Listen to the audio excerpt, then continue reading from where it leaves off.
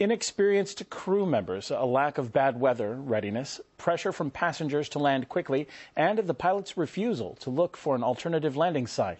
Those are listed as the main reasons behind April's deadly crash, which killed Polish President Lech Kaczynski. The investigative committee has presented its final report on the accident's causes to Poland. RT's Katarina Azarova is in the Polish capital, Warsaw.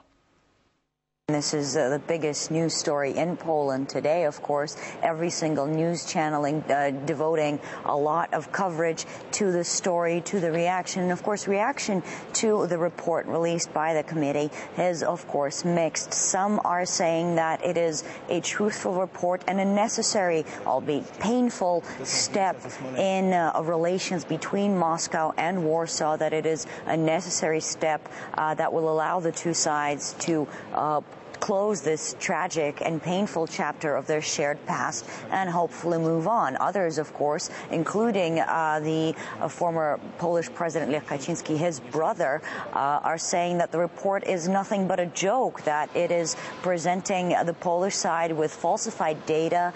Many here in Poland do agree this report does accurately reflect the causes and the consequences and the reasons behind the tragic plane crash on April 10th. We are glad that this report exists. This is a step that's brought us closer to the next stage, finding out the circumstances that led to the tragedy. I must admit that the Russians are right again. I don't want to agree with the Russians, but this is the truth. Of course, we can look for guilt and blame someone else.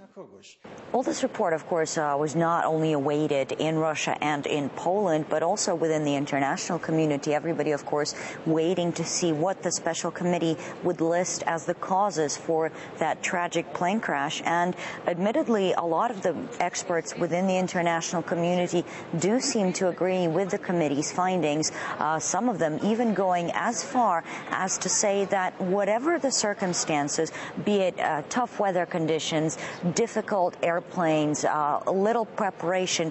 Basically, the bottom line, according to some, is the pilot. It is his responsibility. That plane and the people on board are the pilot's responsibility, and therefore whatever happens to those passengers and the plane itself lies on the shoulders of the pilot. There is no argument about who is in charge when the situation like that arises. In the end, the pilot is in charge, and the facts speak for themselves. But we should not go chasing after people to blame just because we don't like the results. And we've had numerous examples in the past of people have got to get into a certain place, have got to land in a certain place. It's happened in America many, many times with business aircraft when the big boss is on board and the pilot feels that he's got to get the boss to the next important place. It is understandable, of course, that many are not satisfied with the report specifically, as it is a very emotional subject for most Polish people. They are therefore attempting to find other reasons and factors to blame than perhaps the pilots. It is, of course, a somewhat dark factor, of course, blaming the dead for such a horrific tragedy. But as my colleague Anissa Nawi now reports, the understanding of such a tragedy and finding out exactly who is to blame and what has happened is never quite as straightforward as it might appear. For the first time, the last seconds are heard before Polish President Lech Kaczynski's plane crashed near Smolensk, killing all on board. Terrain ahead. Pull up, pull up, pull up, pull up. Terrain ahead. Terrain ahead. Pull up, pull up, pull up. Pull up, pull up, pull up.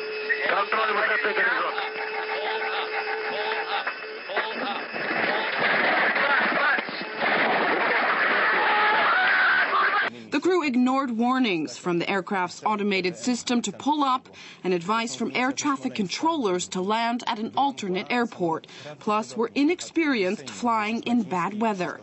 The Interstate Aviation Committee highlighted what they found to be the main causes behind the tragedy in their final report. A failure to make a timely decision to land at a reserve airport based on multiple recommendations about poor weather conditions at Smolensk airport. descending lower than the safe minimum height necessary to make a second landing attempt, failure to react properly to automatic commands. Those are the reasons which led to the tragic crash of the aircraft into the land and the death of those on board. The findings also claim passenger pressure on the crew to land as soon as possible played a vital role in the incident. Here's evidence the crew was afraid of disappointing someone if they didn't land. It's not clear whether the navigator was referring to the Polish president or the commander-in-chief of the Air Force, who was in the cockpit and later alcohol found in his blood. Poland was not satisfied with the draft report compiled by the IAC, which found pilot error was to blame and insist various factors at play caused the accident. But aviation experts have confidence in the findings.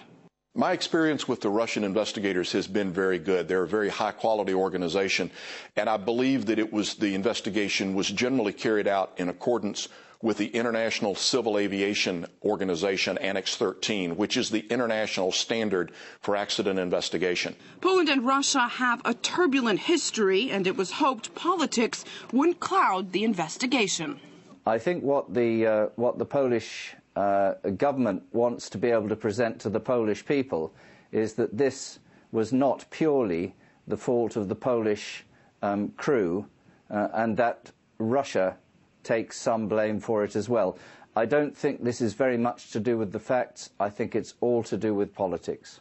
The case is far from closed, as the next chapter to find those accountable for the tragedy is opened. The committee concluded that no single person can be blamed for the accident, but now that the final investigation report has been delivered, a criminal investigation can be launched and perhaps more light shed on the crash that killed the Polish president, his wife, and most of the country's political elite. Anissa Naoué, RT, Moscow.